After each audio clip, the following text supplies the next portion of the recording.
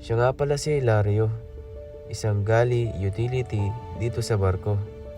Hanga ako sa kanya kasi kahit gaano kabigat, kahirap, kainit ang trabaho nila, di mo makikitaan na nahihirapan siya. Siya nga pala, hindi ko minamaliit o nilalait ang trabaho nila kasi diyan ako galing. Tandang-tanda ko pa nung una kong sampa. Libo-libong plato, baso, mangkok, platito, kutsara, tinidor. Lahat ng maduduming pinggan kami yung naghuhugas.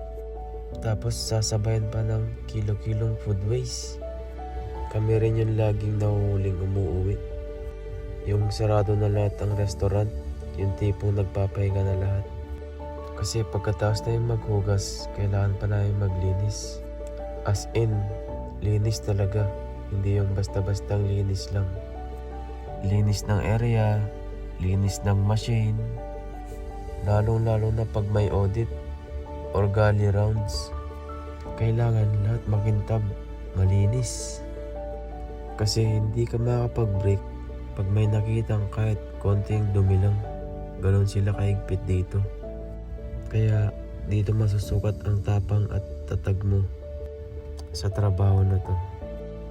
Pero walang mahirap sa taong may pangarap. Kaya sabi ko sa sarili ko noon, balang araw aangat din ako. Sinipagan ko, pinakita ko na kayang-kaya ko. At nagdasal ako. Kaya nagpapasalamat ako sa mga naging amo ko. Dahil sa inyo marami akong natutunan.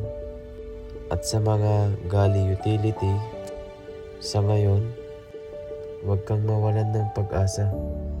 Kasi lahat naman tayo nag-uumpisa sa baba. Basta sipagan mo lang at samahan mo ng konting dasal. Walang imposible sa taong madiskarte.